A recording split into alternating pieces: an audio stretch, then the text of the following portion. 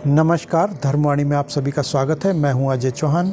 तो दोस्तों, आज मैं बात करूंगा एक ऐसी पुस्तक के बारे में, एक ऐसी बुक के बारे में जो हिंदी में है और बहुत ही अच्छी इतिहास की किताब है और ज़्यादा पुराना इतिहास नहीं है। ये भारत का जो आधुनिक इतिहास है, यानी कि अंग्रेज़ों के ज़माने का इतिहास है। अंग्रेज़ों के ज़माने के इतिहास को लेकर के जो लिखी गई पुस्तक है और इस पुस्तक में किस प्रकार से जो सच्चाई को बयान किया गया है, उस सच्चाई को आप लोगों को भी जानना चाहिए। और एक ज़्यादा महंगी किताब भी नहीं है। ये किताब मात्र आपको मिलेगी,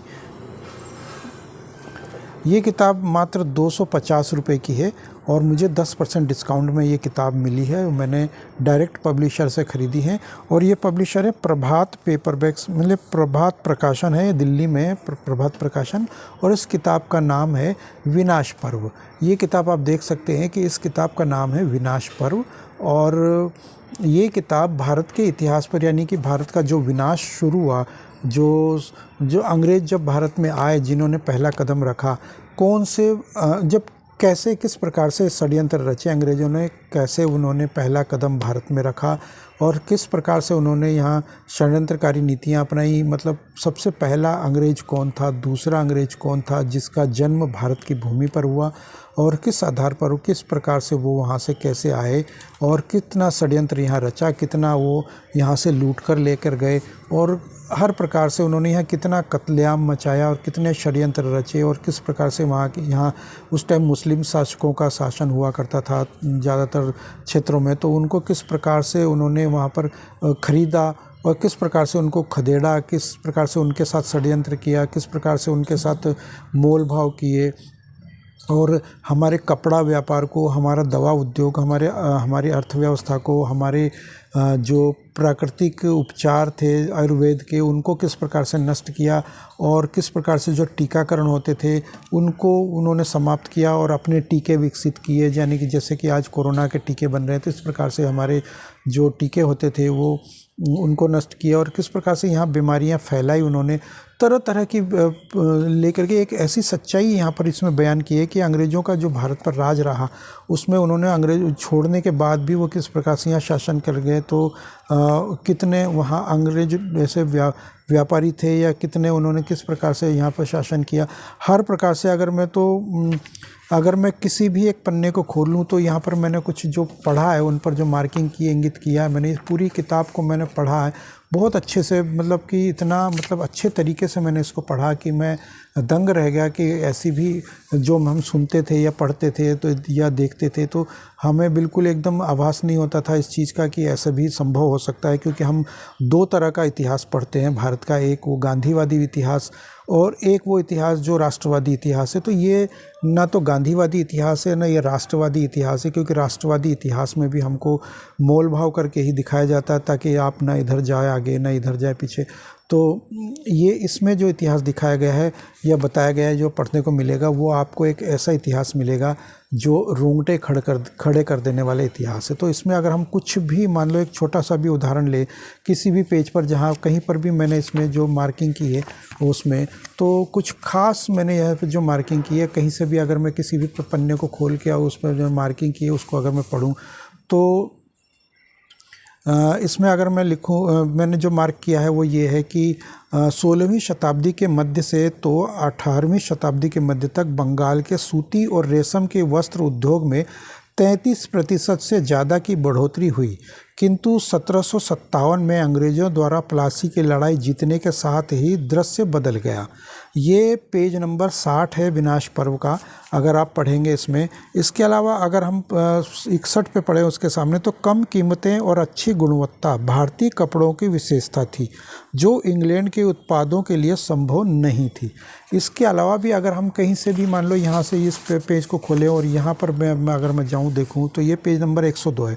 तो इसके तहत लॉर्ड थॉमस बॉबिंगटन मैकाले, यानी कि लॉर्ड थॉमस बॉबिंगटन मैकाले, यानी कि जो हम मैकाले का जिसको हम दोष देते हैं बार बार, कई जगह आपने सुना होगा, पढ़ा होगा मैकाले की शिक्षा पद्धति, तो उसने किस प्रकार से बदला यहाँ पर। तो मैकाले ने 2 फरवरी 1935 को अपनी रिपोर्ट कंपनी के सुपुर्द की। यह मैकाले के मिनट ऑफ इंडियन एजुकेशन नाम से प्रसिद्ध हुई। इसके अनुसार भारतीयों को दी जाने वाली शिक्षा कंपनी के व्यापारियों व्यापारिक हितों को देखते हुए ही दी जानी चाहिए। मैकाले के अनुसार अंग्रेजी उपनिवेश अगर मजबूत करना है तो भारतीयों की जड़ों को हिलाना पड़ेगा, उन्हें ब्रिटिश उपनिवेश के रंग में रंगना होगा। तो ये इस तरह के 102 नंबर पेज है। इसके अलावा भी अगर मैं ये उसका मैकाले का पूरा जो लेटर है अंग्रेजी में जो उसने लिखा था इंग्लैंड में कि किस प्रकार से हमें क्या यहाँ पर षड्यंत्र रचने हैं, तो वो पूरा लेटर यहाँ पर दिया हुआ है, अंग्रेजी में है, उसका हिंदी अनुवाद भी उन्होंने किया हुआ है। ये प्रशांत पॉल है जिन्होंने ये किताब लिखी है। तो आप ये प्रभात प्रकाशन है तो उनसे आप ले सकते हैं। 250 रुपये की मात्र किताब है। और इनकी और भी बहुत सारी किताबें हैं जिनका मैं रिव्यू करूंगा यहाँ पर। तो अगर मैं आगे पीछे पन्नों को देख रहा हूँ तो ये जो मैं आया हूँ इस वक्त, तो ये है पेज नंबर 35। तो 19वीं शताब्दी के अंत में अंग्रेज़ों के पास 3,25,000 की खड़ी फौज थी। इनमें से 2/3 सैनिकों को भारत के करदाताओं के पैसों की वेतन और अन्य सुविधाएं दी जाती थी। यानी कि भारत के जो करदाता जितने थे उनका पैसा लेकर के उन फौजियों को, जो अंग्रेज़ों के फौजी थे, उनको दिए जाते थे।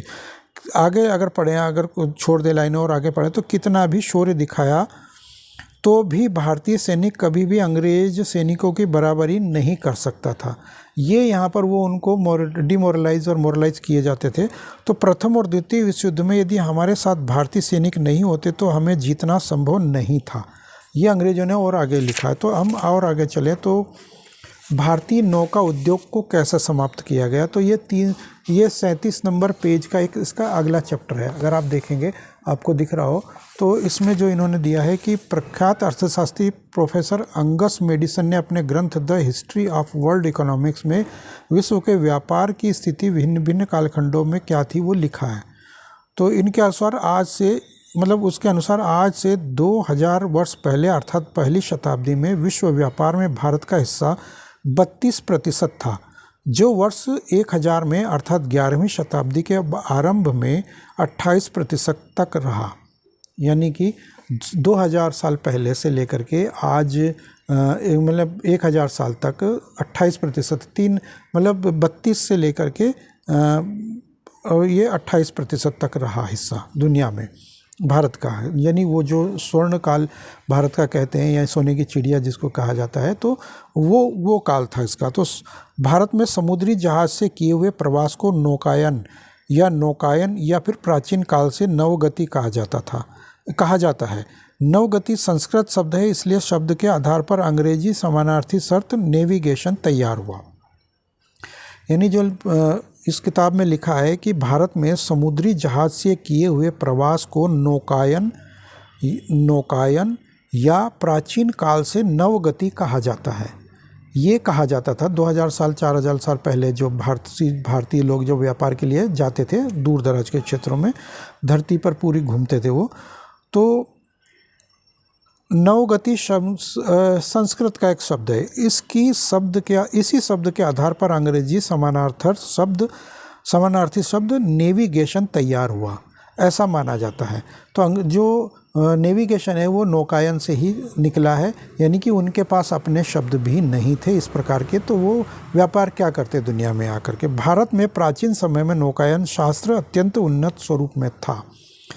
तो ऋग्वेद के सूक्त कहते हैं कि जहाज़ों यानी कि पोतों द्वारा प्रयोग किए जाने वाले महासागरीय मार्गों का वरुण को अच्छा ज्ञान था। ये जो हमारे वरुण देव थे उनको अच्छा ज्ञान था ये नौकायन का। इसके कुछ पाठ में आप लोगों को बताऊंगा कि कैसे शल्य क्रिया जो होती थी, यानी कि ऑपरेशन वगैरह होते थे, या जो जिसको हम कहते हैं कि ये प्लास्टिक सर्जरी आज जो होती है चेहरे पर या कहीं भी शरीर में, उसको प्लास्टिक सर्जरी से छुपा दिया जाता है या उसको नया रूप दे दिया जाता है। तो वो शुरुआत भी इस किताब में उसके बारे में भी इस किताब में विस्तार से बताया गया है कि कब से शुरू हुई और अंग्रेज़ों को कैसे पता चला। और अंग्रेज़ों ने बाकायदा उस पर एक रिपोर्ट बना करके इंग्लैंड भेजी, फिर इंग्लैंड में उस पर चर्चा हुई संसद में, और कैसे उन्होंने फिर एक वहाँ पर उसको विस्तार से छापा उसको, और फोटोग्राफ वगैरह पूरे लगाए।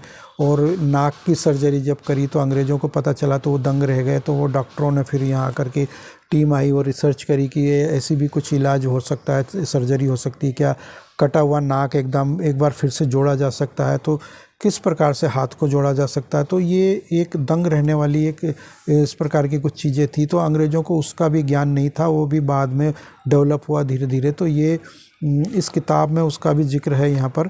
तो मैं उन सबका जिक्र करूँगा, पूरी किताब तो नहीं दे सकता, लेकिन मैं यहाँ पर इस किताब के बारे में आप लोगों को ये मतलब बताने के प्रयास कर रहा हूँ कि ये किताब बहुत ही अच्छी है। अगर आप इसे लेते हैं तो ज़्यादा महंगी भी नहीं है और ज़्यादा बड़ी भी नहीं है किताब। ये मात्र 282 पेज की किताब है। 282 पेज इसमें अगर आप देखेंगे तो ये लास्ट का पेज है और ये इसके लेखक हैं अगर आप देखें, और ये प्रकाशक है। तो एक साधारण सी किताब है, छोटी किताब है। सरकारों को चाहिए, राज्य सरकारों को या केंद्र सरकार को, कि इसको वे सिलेबस में भी लगा सकते हैं, स्कूली सिलेबस में भी लगा सकते हैं, लेकिन ऐसा संभव तो नहीं है। लेकिन मैं कोशिश करूंगा कि इस किताब के और भी रिव्यूज़ में करूं, और इसी प्रकार से मेरे पास और भी किताबें हैं जो मैं समय समय पर पढ़ता रहता हूं, और अभी कुछ मैंने और भी किताबें खरीदी हैं जिनको मैं इसमें आप लोगों को बताऊँगा। और ये सीताराम गोयल जी की किताबें हैं, और मैं समय समय पर बताता रहता हूँ कि किस प्रकार से वो मतलब किस तरह से जद्दोजहद करते थे लड़ने के लिए। तो ये हिंदू समाज संकट के घेरे में, और मैं हिंदू कैसे बना। तो मेरे पास और भी किताबें काफ़ी है, मैं ख़रीदता हूँ इन किताबों को, मैंने बाकायदा ख़रीदी है और मैं इनको पढ़ता हूँ। और अभी ये किताबें मैंने ख़रीदी हैं, अभी पढ़ी नहीं है, तो इसलिए मैं इसके बारे में ज़्यादा जानकारी नहीं दे सकता। हाँ, कुछ जितना भी मैं पढ़ लूँगा उसके बारे में मैं जानकारी देता रहूँगा। तो ये थे मेरे आज के विचार। तो अगर मेरी ये जानकारी आप लोगों को अच्छी लगी हो तो कृपया कमेंट बॉक्स में मुझे बताएं कि और आगे मैं किस प्रकार का रिव्यू कर सकता हूँ। अंग्रेजी मेरी वीक है, मैं अंग्रेजी में नहीं कर सकता डिटेल में, क्योंकि मुझे पढ़ने में बहुत समय लगेगा। मैं समझ तो लूँगा लेकिन ज़्यादा नहीं कर पाऊँगा उसके बारे में। इसलिए मैं चाहता हूँ कि मैं हिंदी की किताबों का ज़्यादा से ज़्यादा रिव्यू करूं और उसके बारे में अपने विचार व्यक्त करूं कि वो कैसी है, वो हिंदू हित के लिए क्या है, राष्ट्रवाद के लिए क्या है, और सेक्युलरवाद के लिए क्या है, और सेक्युलरवाद के विचार क्या है, और कला, संस्कृति, धर्म, अध्यात्म, इतिहास को लेकर के मैंने विभिन्न प्रकार की किताबें कलेक्शन की है और मैं पढ़ता हूँ, समय समय पर उनको पढ़ता आ रहा हूँ। तो मैं भी चाहता हूँ कि आप लोगों को भी इसके बारे में मैं जानकारी दूँ। तो अगर आप मेरे इस चैनल पर पहली बार आए तो कृपया इस चैनल को सब्सक्राइब करके पास में बने बेल आइकन को दबा दें, ताकि मेरे आगे आने वाले वीडियोस की नोटिफिकेशन आप लोगों तक पहुंचती रहे। तो मिलते हैं अगले वीडियो में, तब तक के लिए धन्यवाद।